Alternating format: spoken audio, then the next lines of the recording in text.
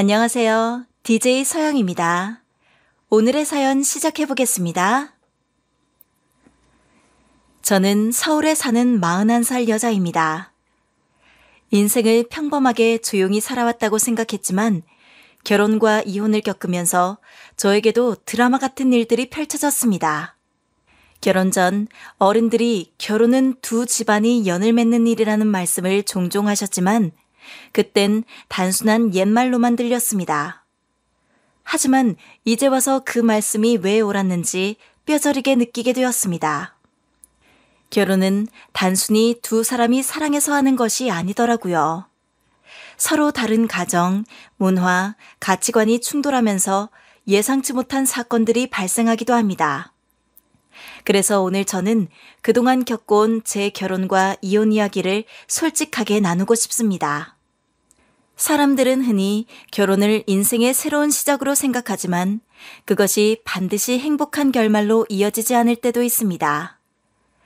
남의 것을 탐내고 그 위에 욕심을 더하면 언젠가 더 큰 어려움이 찾아온다는 말처럼 제 결혼 생활에서도 많은 갈등과 배신이 있었습니다.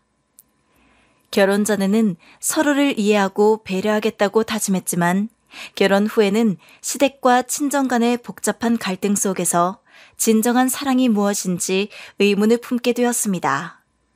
결국 이 모든 경험을 통해 저는 사람이든 물질이든 남의 것을 탐내지 말라는 말을 몸소 깨닫게 되었죠. 저는 어릴 때 친정엄마가 일찍 돌아가셔서 친정아빠 혼자 저를 키우셨어요. 초등학생 때 엄마가 병으로 돌아가셨기 때문에 엄마와의 기억은 사실 잘 나지 않고 집에 남아있던 사진 한 장으로만 기억하고 있습니다. 중학교 때부터는 아빠가 저를 혼자 돌보셨어요. 아빠는 원래 평범한 회사원이셨는데 엄마 장례식 이후로 여러 가지 일들이 겹쳐서 스스로 퇴사하신 뒤 공장에서 일하시며 저를 키우셨어요. 공장에서 꽤 오랫동안 일하신 덕에 나중에는 기장으로 일하게 되셨습니다. 아빠는 항상 제가 엄마 없는 아이라고 학교에서 괜히 따돌림 당할까봐 무척이나 신경을 많이 쓰셨어요. 중학교, 고등학교 때도 시시때때로 저에게 학교 생활은 잘하고 있는지 물어보시고 그런 아빠의 다정함 덕분에 저는 오히려 더 밝고 명랑한 성격으로 학교 생활을 잘 보낼 수 있었습니다. 사람들이 흔히 한부모 가정이라면 뭔가 문제가 있을 거라는 선입견을 가지고 있잖아요. 그런데 그건 정말 잘못된 생각이에요. 저는 아빠와 단 둘이 살면서 외롭거나 불행했던 기억이 전혀 없었거든요. 아빠가 엄마의 빈자리를 무척이나 잘 채워주셨고 어버이날에는 제가 오히려 아빠가 엄마를 생각하며 외로워하실까봐 카네이션을 드리고 생일엔 미역국도 끓여드렸어요. 그러다 고등학생이 되고 나서는 가끔 새벽에 통장을 꺼내들고 안방에서 힘들어하시는 아빠 모습을 보면서 저도 아빠가 얼마나 고생하고 계신지 조금씩 알게 됐어요.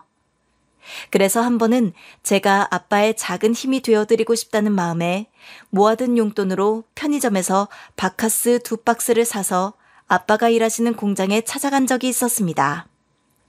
아빠는 제가 공장에 찾아온 걸 보고 무척 놀라셨던 것 같아요. 사실 아빠는 제가 부모님의 직업을 적는 칸에 공장에서 일한다고 쓰면 부끄러워할까봐 자영업이라고 적으라고 하셨던 기억이 나더라고요. 하지만 저는 아빠가 저를 위해 얼마나 힘들게 일하시는지 알고 있었기 때문에 전혀 부끄럽지 않았어요. 오히려 그게 자랑스러웠습니다.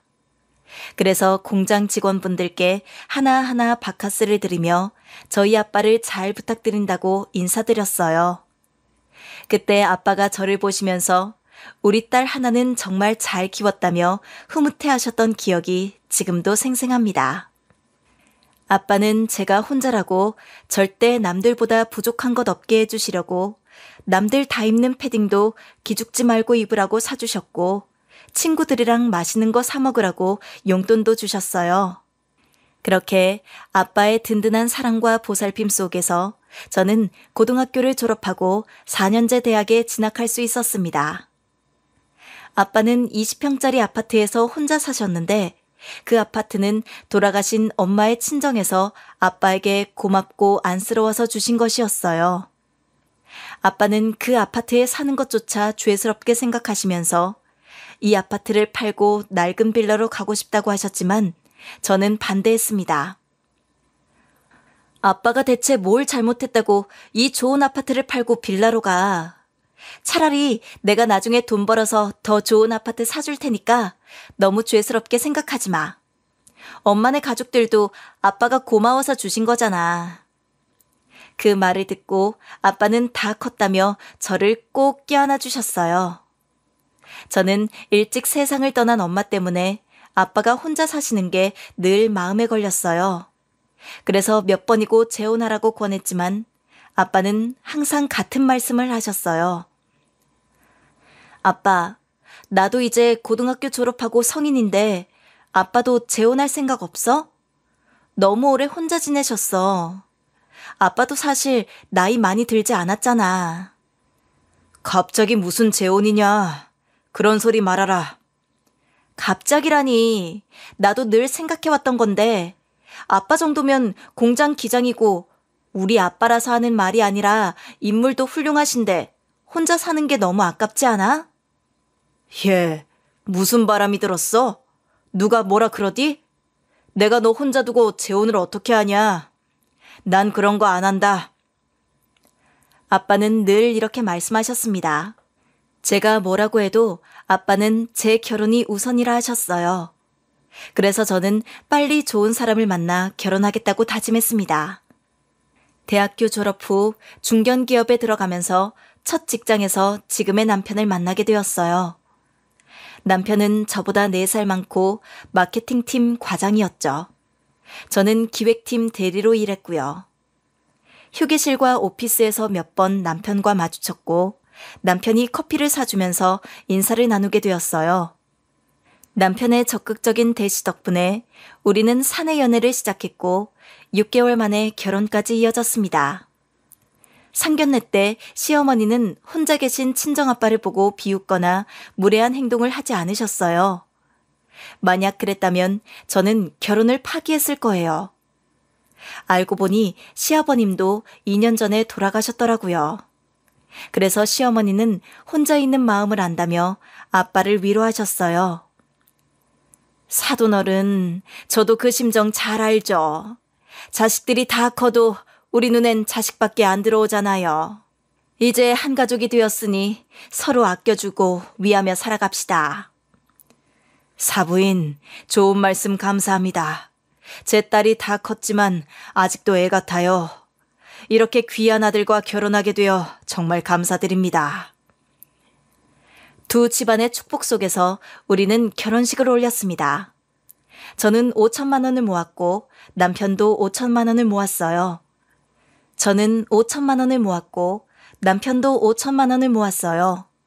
아빠는 공장에서 일하며 모은 3천만 원을, 시댁에서도 3천만 원을 보태주셔서 완전히 반반으로 결혼을 준비했습니다. 모두가 만족스러워하는 결혼식이었죠. 우리는 대출을 끼고 20평짜리 신축 아파트에서 신혼생활을 시작했습니다. 결혼 후 아빠는 오랜 기간 미뤘던 재혼을 하셨어요. 상대는 제가 평소에 알던 아주머니였죠. 두 분은 오랜 시간 가까이 지내셨고 아주머니는 제 눈치를 많이 보셨어요. 하지만 저는 그분을 좋아했고 아빠와 잘 지내시길 바랐어요. 아빠는 제 결혼 때문에 재혼을 미뤄왔던 거였습니다. 그래서 제가 일부러 두 분을 식당에 모시고 자리를 마련했죠. 아빠와 아주머니는 처음에 부담스러워했지만 제가 살갑게 다가가 두 분의 미래를 축복한다고 말했습니다. 그리고 아빠에게 감사의 편지를, 아주머니께는 아빠를 잘 부탁드린다는 편지를 드렸어요.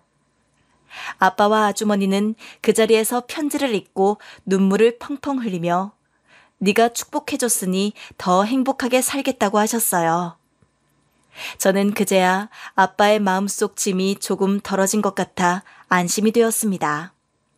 아무리 딸로서 응원을 해도 아내로서의 빈자리는 제가 채울 수 없으니 아주머니께 감사할 따름이었죠. 아빠는 조촐하게 결혼식을 올리고 아주머니와 함께 베트남으로 여행을 다녀오셨어요. 아빠가 여행 사진을 가족 단톡방에 올려주셨는데 두 분이 환하게 웃고 계신 모습이 정말 보기 좋았습니다. 그런데 남편이 그 사진을 시어머니께 보여드렸더라고요. 며칠 뒤 시어머니께서 저를 부르시더니 오자마자 호통을 치셨어요. 시댁에서 밥이나 한번 먹자고 하셔서 간 건데 시어머니는 아빠의 재혼을 비웃으며 말씀하셨어요. 사돈댁 이번에 재혼했다며? 자기 장가 가려고 딸 결혼 때 돈을 아낀 거 아니냐? 사진 보니 너희 신혼여행 때보다 더 화려하더구나. 본인 재혼하려고 딸 결혼에 돈을 아낀 거지? 어머님, 그게 무슨 말씀이세요? 저희 아빠가 뭐 잘못하신 게 있나요? 뭐가 잘못됐냐고? 너희 아빠가 재혼 아니었으면 3천이 뭐냐? 6천은 해줬을 거다. 늙어서 무슨 재혼이야? 그냥 혼자 살지. 누가 들으면 시어머니가 1억이라도 해준 줄 알겠어요. 우리는 반반 결혼이었고 시댁에서 도와준 만큼 친정에서도 똑같이 도와주셨죠. 망측하다뇨? 아빠가 새로운 분과 행복하게 사시는 게 왜 그런 이야기가 되는지 모르겠네요.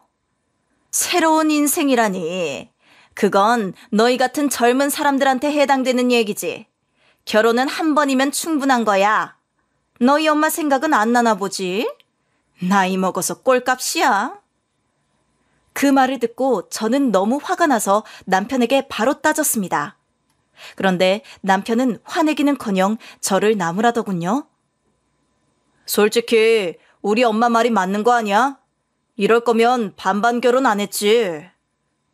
이럴 거면 반반 결혼 안 했다니? 당신도 그때는 만족했잖아. 아빠 재혼 얘기했을 때도 축하한다고 하지 않았어?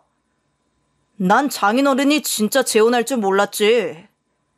몇 번이나 말했잖아. 우리 결혼하고 나면 아빠도 재혼 생각 있으시다고.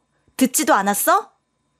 듣긴 했는데 난 그냥 하는 말인 줄 알았지. 장인어른이 재혼하는 게 평범해? 우리 엄마도 혼자 잘 계시잖아. 그건 어머님 사정이고 우리 아빠는 재혼하신 게 그렇게 잘못이야? 평범하지 않잖아. 나이 60이 넘으셨는데 재혼이라니. 난 안 될 줄 알았으니까 응원했지. 근데 우리 결혼하자마자 바로 재혼하실 줄은 몰랐어. 아빠가 평생 혼자 사는 것보단 지금처럼 서로 보듬고 살면 더 좋잖아. 굳이 재혼했어야 했어? 차라리 그 돈으로 우리 도와주셨으면 좋았을 텐데. 어떻게 우리 아빠한테 그렇게 못되게 말할 수 있어? 내가 잘못했어? 다른 사람들한테 물어봐. 누가 이상한 건지. 남편은 끝까지 자기가 잘못했다고는 하지 않더군요. 결혼을 당장 그만두고 싶었지만 그랬다간 친정아빠가 속상해하실 것 같아 꾹 참았습니다. 아빠가 행복하니 제가 조금만 참으면 된다고 스스로 위로했죠. 아빠는 재혼 후 얼굴이 더 좋아 보였어요. 공장 일을 그만두고 아주머니와 아파트에서 여유롭게 지낸다고 했습니다. 퇴직금도 나와서 두 분이 여유롭게 살기엔 충분하다고 하셨고요. 그런데 그때 남편이 직장에서 성과가 좋지 않아 권고사직을 당했습니다. 마침 아빠가 아는 지인이 공장을 그만두면서 공장장을 구한다는 얘기를 듣고 아빠가 공장장 일을 맡게 되셨어요. 사실 아빠는 다시 일할 필요가 없었지만 그분이 간곡히 부탁한 탓에 어쩔 수 없이 일을 맡으신 거죠. 그 공장에서 아빠는 한 달에 700만 원 넘게 벌고 계셨어요. 거의 연봉 1억 수준이었죠. 저는 그 얘기를 듣고 걱정돼서 여쭤봤지만 아빠는 오히려 여유로운 스케줄을 즐기고 계셨습니다. 예전처럼 새벽부터 밤늦게 일하시는 것도 아니었고 아침에 아주머니가 해주신 밥을 먹고 출근하셔서 저녁에 퇴근하신다고 하더군요. 아빠, 너무 무리하시는 건 아니야? 아빠 힘들까봐 걱정돼. 이제 아내도 있고 너도 챙겨야 하지 않겠니? 이런 나라도 불러주는 사람이 있다는 게 감사하지. 아빠가 웃으시며 말씀하시니 저도 기분이 좋아졌습니다. 그런데 이 얘기를 듣고 남편이 생트집을 잡기 시작했어요. 나는 직장을 잃었는데 왜 장인어른이 갑자기 일을 하셔? 내 운을 가져가신 거 아니야? 그게 무슨 말도 안 되는 소리야. 아빠는 열심히 일해서 그런 기회를 얻으신 거야. 그깟 공장 일하는 게 뭐가 대단한 노력이라고. 당신은 그 공장에서 일도 못하면서 뭐라고 해? 아내가 남편 욕 보이는 거야? 그러면 당신이 우리 아빠 욕 보이는 건 괜찮고? 내가 백수 되니까 만만해 보이냐? 내가 당신 일 기다려줄 수 있지만 우리 아빠 욕하는 건 못 참아. 당신이 능력이 없어서 잘린 거잖아. 경기가 안 좋아서 그런 거야. 헛소리 하지 마. 애 아빠가 돼서 어떻게 그런 말을 하니? 결국 우리는 크게 싸우고 말았습니다. 얼마 후 남편이 시어머니를 모시고 집으로 들어왔습니다. 당시 시어머니는 우리 아이들을 봐주고 계셨죠. 그런데 그날 말도 없이 시어머니가 신혼집에 오신 것이었습니다. 나 앞으로 계속 여기 있을 거니까 그런 줄 알아라. 저는 순간 잘못 들은 줄 알고 어머님을 눈만 깜빡이며 쳐다보고 있었습니다. 하지만 어머님은 보자기에 자기 짐을 조금 챙겨오신 걸 조금만 봐도 알 수 있었죠. 그 다음 날부터 어머님은 짐을 하나 둘씩 늘리더니 아예 엉덩이 붙이고 집에서 반 동거처럼 살기 시작하셨어요. 하루 이틀 말도 없이 자고 가는 건 기본이었고 가끔은 일주일 내내 집에 있으실 때도 있었습니다. 시어머니가 아주 집에서 아이와 남편을 챙기는 거였죠. 이제 저는 퇴근하고 집에 가면 자연스럽게 시어머니가 집에 있었고 아이들이 절 반겼습니다. 그렇게 당연한 듯이 밥 차리라고 하는 시어머니가 너무 불편했습니다. 애미 왔냐? 넌 왜 이렇게 퇴근이 늦어? 상사한테 말해서 퇴근 시간 좀 앞당겨달라고 말해라. 내가 매일같이 애만 보는 사람인 줄 아나? 아주 허리가 부러지다 못해 사라지겠어. 아, 어머님, 아직 계셨어요? 그럼 내가 우리 아들 집에 있지 어디가 있냐? 그게 아니라 어제까지 사흘을 자고 계셨는데 약속은 없으신가 하고요. 내가 약속이 어디 있어? 어디 사돈댁처럼 새로운 사람 만날 일이라도 있나? 나는 망측스러워서 그런 거 생각할 겨를이 없다. 그냥 손주들 보고 사랑하는 우리 아들 보면 그걸로 족하지. 그러면서 이번에 남편 몸이 안 좋아지기 시작했다면서 몸에 좋은 음식이라도 해야 한다고 말하는 게 듣기 싫었습니다. 너 대체 우리 아들한테 어떻게 하길래 애가 그렇게 말라 비틀어져 있어? 제대로 먹이고 있는 건 맞아? 슬슬 보양식 먹여야 할 것 같은데. 어머님, 아범 지금 과체중이에요. 어제도 엄청 배 터지게 야식까지 먹고 잤고요. 내가 보기에 남자는 어느 정도 살집이 있어야 해. 너무 없으면 이게 없어 보인다고. 그에 비해서 너는 너무 뒤룩뒤룩 찐 거 아니니? 대체 뭘 얼마나 먹길래 그렇게 쪘어? 저 저체중인데요? 애들 엄마 중에서 이렇게 몸매 관리하는 사람이 어디 있다고요? 그리고 저 직장도 다니고 있어서 강제적으로 다이어트 하는 거 안 보이세요? 너는 그냥 밥 먹을 때 우리 아들 먹는 것 좀 그만 뺏어 먹어야 할 것 같아. 내가 봤을 때 넌 밥을 반으로 줄이고 아들은 2배로 늘리면 딱이겠어. 그나저나 지금 집 청소가 하나도 안 되어 있거든?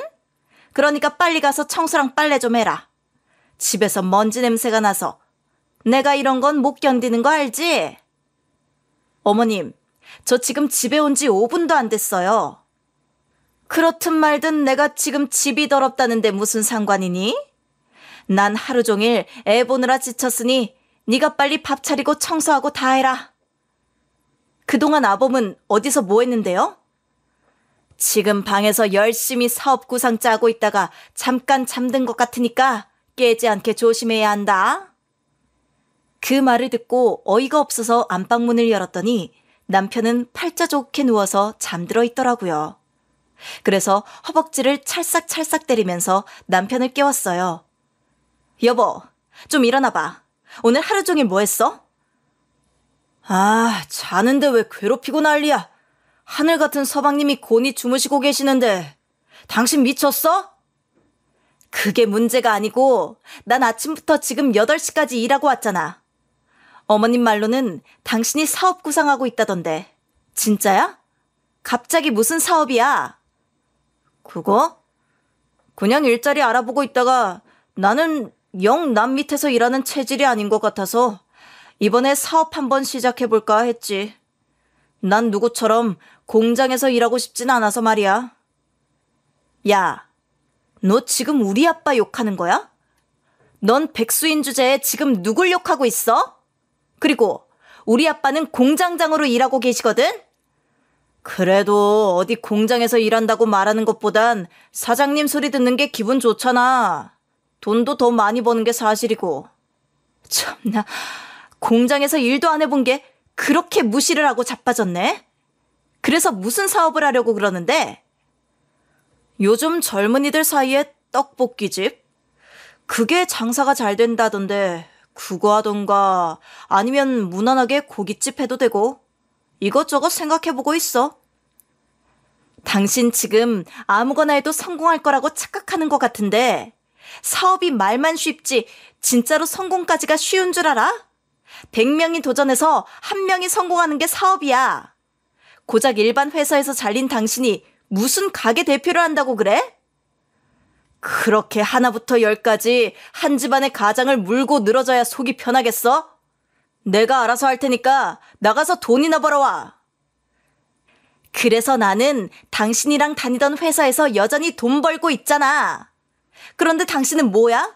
집에서 사업 타령이나 하면서 집안일 설거지 하나조차도 아무것도 안 해놨네? 그러고도 뭘 할 수 있는데? 내가 보기에는 당장 음식점 아르바이트도 일주일하고 때려칠 것 같은데? 네가 나에 대해서 뭘 안다고 그래? 웃기는 소리 하지 마. 나는 너네 집안이랑은 격이 다르거든? 그리고 내가 남잔데 손에 물을 왜 묻혀? 우리 아빠는 어릴 적 엄마 돌아가시고부터 설거지도 하시고 요리도 하시면서 나 혼자 키우셨어. 그런데 당신은 왜 못해? 그야 나는 우리 엄마가 다 해줬으니까. 당신네 집안에서는 남자가 아무것도 아니었겠지만 우리 집안은 좀 다르거든? 그러니까 잔소리하지 말고 가서 설거지나 해. 그렇게 뻔뻔하게 나오는 남편을 보고 전 어디까지 하나 보자 하고 이를 갈고 있었습니다. 이 인간이랑 언젠가 결판을 내야겠다 싶으면서 소리 없이 앙금을 쌓는 과정이었죠. 그 와중에 친정아빠한테서는 종종 연락이 왔습니다. 잘 지내고 있냐고 말이죠. 저는 사실 목구멍까지 잘 지내고 있지 않다는 말이 튀어나올 뻔했지만 제가 지금 참으면 나중에 다 행복해지는 거다라고 되새겼던 것 같습니다. 그러면서 종종 아빠한테 선물을 보내드렸죠.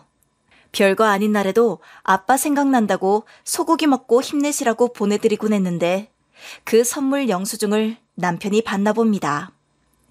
그날 집안이 아주 난리가 났습니다. 장인어른 안 그래도 힘이 넘쳐나실 텐데 소고기 드셔서 대박이시겠다고요. 전 남편의 정신머리가 대박인 것 같았습니다. 그런데 정말 이 남편이란 인간은 대책이란 게 전혀 없었습니다. 일단 대낮 2시까지 잠을 늘어지게 자고서 일어나서는 배달 음식으로 시어머니랑 둘이 밥을 시켜 먹는 모양이었습니다. 그 증거로 제가 집에 오면 버려지지 않은 배달 음식 쓰레기들이 남아 있었거든요. 저는 힘들게 일하고 와서 그걸 전부 치워야 했습니다. 그러면서 시어머니는 앞서 말씀드린 것처럼 남편 밥을 무지하게 걱정했는데요. 그렇게 걱정되면 자기가 해서 먹이면 될 일이지 왜 회사 다니는 저한테 그렇게까지 하는지 모르겠었네요. 너 요즘 반찬 만드는 게 좀 줄어든 것 같다. 예전에는 락앤락에 10개씩 쟁여두라고 해서 잘 해두더만 8개로 줄었잖아. 요즘 야근이 잦아져서 저도 모르게 줄었나 봐요. 오늘 밤에 다시 해서 넣어놓을게요. 네가 아내로서 남편 서포트를 잘해줘야 하는 건데 네가 아무것도 못하고 있으니까 남자가 저렇게 기를 못 펴고 있는 거 아니겠어? 옛날에 남자는 배고 여자는 항구라고 했어. 그런 말들이 괜히 있는 게 아니다. 네가 남편을 믿고 온전히 지지를 해줘야 남자가 한몫 제대로 할 수 있는 거다. 그런데 제가 생각하기에 이 집안 실질적 가장은 저 같은데요, 어머님? 뭐? 너는 무슨 그런 망측한 소리를 하고 그러냐? 가장은 남자만이 할 수 있는 거야. 제가 아빠랑 단 둘이 살 때는 아빠가 모든 걸 책임지시면서 집안일 청소와 요리, 그리고 돈 벌어 오시는 것까지 전부 하셨는데 아범은 집에 있으면서 돈도 안 벌어오고 청소며 집안일 중에 아무것도 안 하는 데다가 그걸 전부 제가 하고 있는데 어떻게 그런 남편을 가장이라고 할 수 있나요?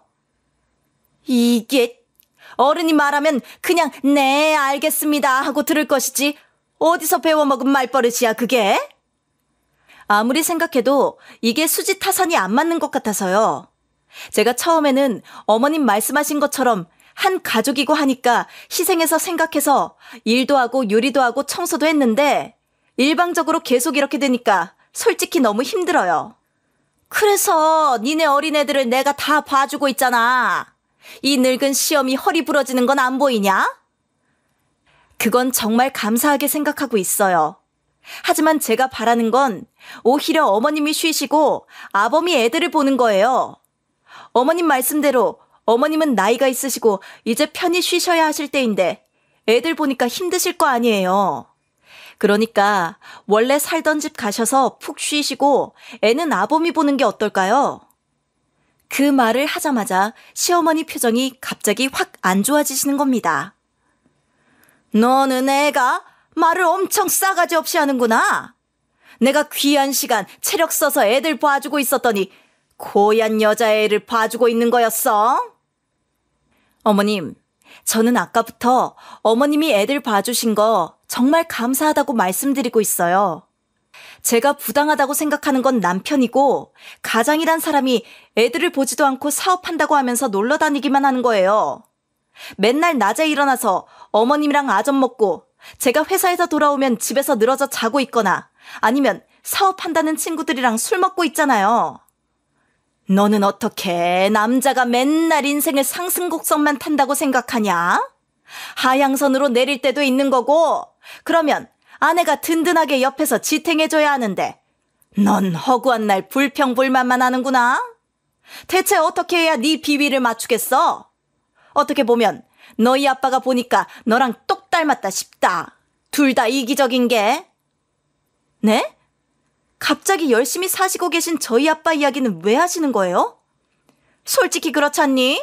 지금 사위가 이렇게 힘들다는데 일자리를 주거나 도와줄 법도 한데 그러지도 않고 자기 인생 사느라 바쁘다고 하면 좋게 봐줄 사람 세상에 없다. 하면서 혀를 끌끌 차시는데 너무 어이가 없더라고요. 그런데 시어머니가 애들을 어떻게 돌보는지 모르겠는데 시어머니가 시댁에 돌아가고 나면 애들이 그렇게 친할머니 싫다고 우는 겁니다. 아이들 이야기 들어보니까 애들한테 저희 아빠 욕을 엄청나게 한다고 합니다. 너네 외할아버지는 지금 나이 먹고 다른 할머니랑 결혼해서 공장 다니고 있어서 너 못 봐주는 거라고 욕을 매일같이 한다고 말이에요. 저희 애들은 친정아빠를 좋아해서 친아빠처럼 따랐는데 그 이야기를 듣는 게 싫어서 매일같이 웁니다. 하루는 제가 출근을 하려고 보니 아이들이 제 다리를 붙잡고 회사 가지 말라고 울더라고요. 그래서 조금만 기다리면 퇴근하고 올 거라고 별것 아닌 듯 이야기했는데 생각보다 아이들 스트레스가 큰 것 같았습니다. 왜 그렇게 보채나 진지하게 이야기를 들어보니 친할머니랑 이야기하면 자꾸 외할아버지 나쁜 사람이라고 한다고 한번 따라해보라고 말을 시키기까지 한다는 것이었습니다. 첫째만 그러는 것도 아니고 둘째랑 같이 그러고 있으니까 이게 정말 심각하다는 걸 깨달았습니다. 그 이야기를 듣고 어이가 없어서 시어머니에게 따졌습니다. 어머님, 저희 애들한테 혹시 저희 아빠 욕하세요? 시어머니는 그 말을 듣고 처음에는 뜨끔하는 것 같더니 나중에는 오히려 뻔뻔하게 말씀하시더라고요. 그래, 너네 사돈댁 하는 거 보니까 가슴이 너무 답답해서 애들한테 좀 허심탄회하게 내 넋두리 좀 말해봤다. 왜? 이것도 잘못한 거냐? 당연히 하시면 안 되는 행동이죠. 저희 애들인데. 반대로 생각해서 제가 애들한테 어머님 욕하고 있으면 기분이 좋으시겠어요? 애들이 어머님만 만나고 오면 외할아버지 욕한다고 운대요. 제발 그만 좀 하세요. 저희 아빠가 뭘 그렇게 잘못하셨다고 그러세요? 에휴, 너를 보면 애들이 널 닮아서 고집이 센 것 같다. 내가 아무리 말해도 도통 듣질 않으니. 어머님, 애들이 듣기 싫다고 하는데 대체 저희 아빠한테 뭐가 그렇게 화가 나신 거예요? 속이 답답하다고 그랬잖니. 우리 아들은 맨날 사업 걱정에 애들 걱정에 걱정만 태산인데 그 양반은 뭐가 좋다고 신선 노름하듯이 행복해하고 있냔 말이다. 네? 저희 아빠는 행복하면 안 된다는 법이라도 있어요? 우리가 다 한 가족이 되었는데 지금 내 아들은 불행해서 맨날 술 먹고 힘들어하고 있잖니. 그건 눈에 안 보이는 거냐? 지금 남편이 힘들어하는 건 자기 회사 잘려서 제대로 된 일자리 찾아보라고 하니까 그거 하기 싫어서 도피하고 있는 거잖아요. 아범이 술 마시는 건 저도 싫어요. 술 좀 마시지 말라고 하니까 화내던데요? 내가 그 애가 속상해서 술 마시는 것까진 뭐라고 참아 못하겠다. 힘들게 들어간 회사였는데 나오게 됐으니까 마음이 아프겠지. 그런데 이제 세상에 너무 어려워져서 일도 마음대로 못하고 내가 우리 아들만 생각하면 눈물이 나. 그래요? 그러면 그냥 대출이라도 받아서 사업이나 시켜주시지 그래요? 너는 말을 뭐 그렇게 하니? 말이라도 예쁘게 어머님 제가 돈을 준비해서 제 남편 사업 도와드리겠습니다. 그렇게도 못하는 거야? 제가 왜요?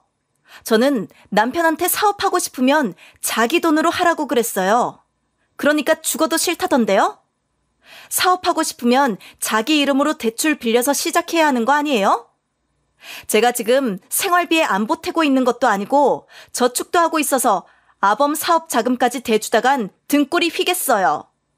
거기에 이제 애들 교육비까지 나가야 하는데. 에휴, 어떻게 이렇게 팍팍한 시대에 결혼을 하자고 했니? 너는 그렇게 빡빡 우길 거면 그냥 남자친구를 사귀지 결혼을 왜 한 거야? 정말 너네 아빠 재혼시키고 싶어서 결혼한 거냐? 그 이야기를 들으니 열불이 났습니다. 저는 결국 시어머니랑 못 지내겠다고 삼자대면하면서 남편에게 말했습니다. 남편은 아무 말 없이 제 이야기를 듣더니 한마디 하더군요. 그러면 장인어른 월급 절반을 앞으로 꼬박꼬박 내 통장에 입금해. 시어머니도 좋다고 비아냥거리시더라고요. 사돈땡 너무한 거 아니니? 자기 딸은 우리 집에 내던져놓고 본인은 세장가도 가고 직장 생활도 하고 팔자가 너무 좋은 거 아니냐? 월급 절반 해봐야 100만 원 언저리일 텐데 그 정도는 당연히 받아야지. 그게 무슨 소리야 엄마. 꼴랑 200만 원 받고 일하시는 거면 내가 말도 안 해. 우리 장인어른 700만 원 넘게 받고 직장 다니시잖아. 그러니 내가 속이 터지지. 뭐? 다 늙어서 월급을 그렇게나 받고 너희들 도와준다는 소리 한 번 없었다고? 사위가 직장까지 잃었는데 어쩜 그럴 수가 있냐? 우리 아들 말 들어보니 틀린 소리 하나 없다. 절반씩은 보내주는 게 맞겠다. 당장 이번 달부터 보내라고 해라. 네? 지금 이게 말이 된다고 생각하세요? 저희 아빠가 힘들게 들어간 직장이고 남편이 힘든 것과는 별개죠. 나는 네가 이걸 별개라고 생각한다는 것부터가 너무 속상하구나. 당장 지금 너한테 제일 소중한 사람이 누구냐? 네 남편 아니냐? 그런데 너는 널 떠나고 재혼한 아빠가 그리도 소중하더냐? 아빠도 소중하고 남편도 소중하죠. 그러니까 제가 혼자 벌면서 애들도 키우고 어머님이랑 아범 먹는 음식값까지 다 내는 거 아니겠어요? 그런데 대체 그 이상을 바라신다는 건 해도 해도 너무하신 거 아니에요? 차라리 저보고 돈을 더 내라고 하시지 그러셨어요? 왜 가만히 계신 저희 아빠를 건드리시는 거예요? 이왕 이렇게 새 인생 살겠다고 힘들게 발돋움하신 분이 뭘 잘못하셨다고요? 사위 되는 사람이 직장 잃었다는 거 당신 말해보기나 했어? 뭐? 그걸 내가 왜 말해야 하는데? 이거 봐. 지금 당장 내가 일자리가 없어서 허덕이고 있는데 당신은 솔직히 내가 소중했으면 장인어른한테 가서 나 조금이라도 도와달라고 했어야 맞는 거 아니야? 당신이 그러고도 내 아내야? 내가 보기엔 그냥 같이 사는 여자로밖에 보이지 않는데? 결혼하면서부터 당신이랑 시어머니 간섭이 심해지고 당신이 돈도 벌지 않는 데다가 시어머니랑 당신은 틈만 나면 우리 아빠 욕만 하는데 내가 뭐가 좋다고 우리 아빠한테 가서 당신 도와달라고 해? 그렇게 뻔뻔하고 자신 있었으면 당신이 직접 가서 무릎 꿇고 도와달라고 하지 그랬어? 당신도 떳떳하지 못하니까 그런 거 아니야. 당신은 말이 진짜 안 통한다. 남자들끼리는 원래 그런 사업적 마인드를 가지고서 쉽게 고개 숙이고 그러는 거 아니야. 맞아. 내가 아들 하나는 잘 키웠지. 세상이 어찌 돌아가는지 남자가 그렇게 쉽게 부탁을 하겠어? 중간에 낀 네가 중간다리 역할 야무지게 하면서 사돈댁한테 도움 좀 구할 수 있었던 거 아니니? 제가 이 이상 뭘 더 해야 하는지도 모르겠고 정말로 당당하면 아범 보고 직접 우리 아빠한테 찾아가라고 하세요. 그리고 저는 더 이상 이 집 며느리 아니니까 연락하지 마세요. 전 그날로 짐을 싸서 나와버렸습니다. 아이를 둘이나 놓고 나가냐며 시어머니가 혀를 찼지만 그 환경에 애까지 데리고 나올 수가 없었습니다. 제가 애들을 데리고 나오면 아이들이 불행해질 것 같았기 때문이에요. 저는 친정집에는 절대로 알리고 싶지 않았습니다. 제가 불행하게 살고 있다는 걸 아빠가 아시면 당장이라도 희생하실 것 같았거든요. 그래서 친정집에 갈 순 없었기에 근처에 숙소 잡고 혼자 무턱대고 나와버렸습니다. 그렇게 침대에 누워서 멍하니 천장을 바라보고 있으니 별의별 생각이 다 들더군요. 내가 지금껏 노력했던 건 다 뭘까? 결혼하고 나면 아빠도 재혼해서 다 행복해질 줄 알았는데 인생은 그렇게 쉽지 않았습니다. 힘들게 애들 둘까지 낳고 이제 이혼하는 것만 남은 걸까? 남편이란 작자는 어떻게 저렇게 한심할 수 있을까? 시어머니는 뭐가 그렇게 악에 받쳐서 저희 아빠를 욕하는 걸까? 그냥 이대로 아무것도 안 하고 사라지고 싶다는 한심한 생각도 해버렸습니다. 그런데 한숨 자고 일어나니까 남편이 친정아빠께 연락을 했다고 합니다. 친정아빠에게 남편의 부재중이 50통 넘게 왔다고 말이에요. 저는 그 아빠의 문자 메시지를 보고 바로 친정아빠한테 전화드리게 되었죠. 솔직히 무섭고 초조한 마음이 컸습니다. 그런데 아빠는 제가 상상하지도 못한 말씀을 하셨습니다. 우리 딸, 내가 손주들 데려왔다. 빨리 우리 집으로 와라. 대뜸 그 말에 친정집에 도착해보니 우리 애들은 거실에 있었고 새엄마가 봐주고 계셨습니다. 박서방한테 문자 메시지 온 거 보니까 상황을 대충 알겠더구나. 내가 돈 벌고 있고 박서방은 일자리를 잃었단 말이지. 그것 때문에 네가 결혼 생활을 불행하게 보낸 것 같아. 내가 정말 미안하다. 내가 괜히 재혼해서 나 때문에 너만 고생시켰더구나. 아빠, 아니에요. 그런 거 정말 아니에요. 전 아빠가 재혼했다고 후회하지 않으셨으면 좋겠어요. 아니다. 내가 괜한 욕심을 부리는 바람에 세상에 하나밖에 없는 우리 귀한 딸내미 인생을 망쳤다. 앞으로는 내가 고생시키지 않을 테니까 제발 용서해 주렴. 아빠가 잘못한 건 하나도 없어요. 내가 남자 보는 눈이 없어서 이상한 남자를 만난 거지. 이상한 자격지심이 있어서 괜히 아빠를 이상한 사람 만드는 거니까 그 사람 말 듣지 마요. 전 최선을 다해서 아빠를 위로해드렸지만 아빠는 뭔가 굳게 다짐한 모습이었고 새엄마도 표정이 남달라 보였습니다. 다음날 새엄마가 나를 불렀고 잠깐 나가자길래 가봤더니 처음 보는 40평 신축 아파트로 저를 데려가시는 겁니다. 앞으론 여기서 지냈으면 좋겠어.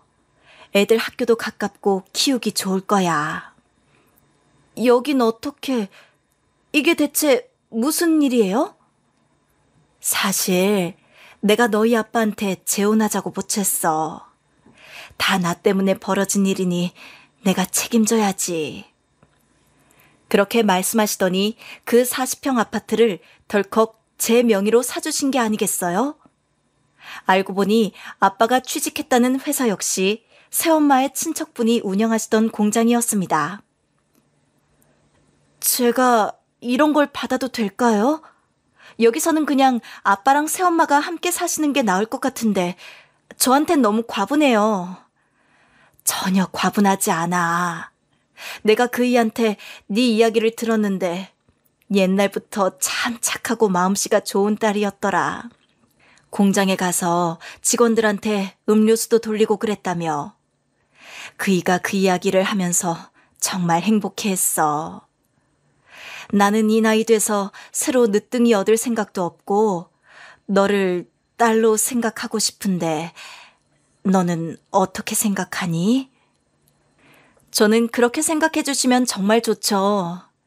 이렇게 말씀 꺼내주시고 쉽사리 하기 어려우셨던 결정 내려주셔서 정말 감사해요. 앞으로는 이 아파트에서 살면서 저도 제 인생을 살아볼게요. 그래, 그렇게 말해줘서 정말 고맙다.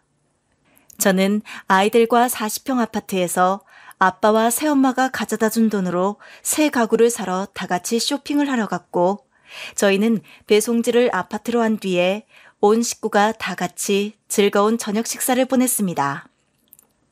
저희 애들도 오랜만에 밝은 얼굴을 한 것 같아서 마음이 놓였죠. 그런데 남편은 제가 아파트로 옮겼다는 소식에 쫓아왔고 40평 신축 아파트를 보자마자 넋이 나가버렸습니다.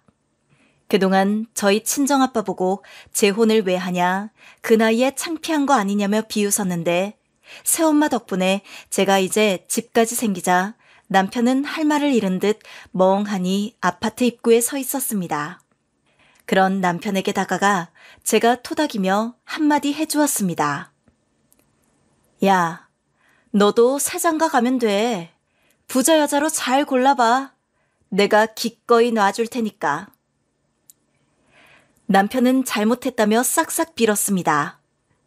남자는 고개 쉽게 숙이는 거 아니고 비는 거 아니라더니 그때는 아주 잘도 빌던데요. 머리까지 바닥에 박더라고요. 여보, 내가 정말 미안해. 그동안 당신한테 너무 못된 말들을 했지. 내가 지금에 와서 많이 후회하고 있어. 당신이 얼마나 고통스러웠고 힘들었을지 감히 상상조차 되질 않아.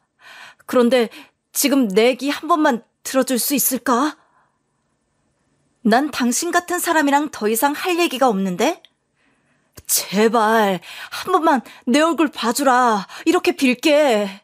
장인어른이 재혼 잘못했다느니 공장에서 일한다느니 내가 헛소리고 말도 안 되는 말 했던 거야. 내가 직장도 잃고 부러운 마음에 그랬어. 그건 솔직하게 말하네? 그래도 그건 해서는 안 될 행동이었지 않아? 어떻게 장인 되는 사람한테 그런 말들을 해? 게다가 이 아파트 보기 전에는 미안하다는 말도 안 했었잖아? 왜 아파트를 보자마자 마음이 변해? 진짜 신기하다. 그게 아니라 장인 어른이 정말 대단한 능력을 갖고 계시단 걸 알아버린 거지. 난 사실 공장장이라고 해도 그게 다 거기서 거기라고 무시했는데 이렇게 대단한 아파트를 가질 수 있을 정도로 능력 있는 거면 그건 인정해줘야 하는 거 아니겠어? 그래서 이 아파트에서 나랑 애들이랑 다 같이 살고 싶다는 거야 지금? 그래. 당신만 괜찮다면 우리 엄마까지 같이 모시고 가서 다 같이 살자. 내가 바로 당장이라도 사업 시작해서 사업자 등록증 만들어 올게. 그리고 당신한테 보여줄 테니까 우리 엄마도 여기 보시면 엄청나게 좋아하실 것 같은데? 와, 당신 진짜 대단하다. 이렇게까지 되어서 사과한다고 들어봤더니 끝까지 자기 엄마 생각하는 것 봐. 당신도 진짜 대단한 효도남이네. 갑자기 무슨 말이야 그게? 효도하는 거 좋지. 그런데 왜 그 효도를 남의 돈으로 하려고 하냐고. 난 그게 진짜 이상하다고 생각하는 거야. 당신이 어머님 모시고 살고 싶으면 직장 얻어서 따박따박 월급 받으면서 그 돈으로 어머님 호강시켜드려. 그게 정말 효도하는 거야. 남의 돈 훔쳐서 가짜 효도하려고 하지 말고. 그리고 이젠 우리 앞으로 남이야. 이혼 소송 들어갈 거니까 그렇게 알아. 전 이혼한 이후 남편 얼굴을 볼 일은 없었습니다. 전 남편은 권고사직 당한 후로 계속 무직 신세가 되었고, 전 시어머니는 자기도 재혼해보겠다며 남자들을 찾았지만 오히려 사기 재혼하다가 파혼당하고 험한 꼴 당했다고 합니다. 저희 친정아빠는 공장장으로 일하시면서 여전히 큰 돈을 벌어들이고 계십니다. 새엄마랑도 사이가 무척 좋으시고요. 저희 사랑스러운 아들은 이제 유치원 들어가고 예쁜 딸은 초등학교 1학년입니다. 저도 최근에 회사에서 승진하게 되었습니다. 이번 일로 인해 남 비웃고 못살게 굴면서 남의 것을 빼앗으려는 사람들은 된통 당하게 된다는 걸 깨달았습니다. 지금까지 제 이야기를 들어주셔서 감사합니다. 청취자분들 모두 건강하시고 오늘 하루 행복하시길 진심으로 바라겠습니다. 감사합니다.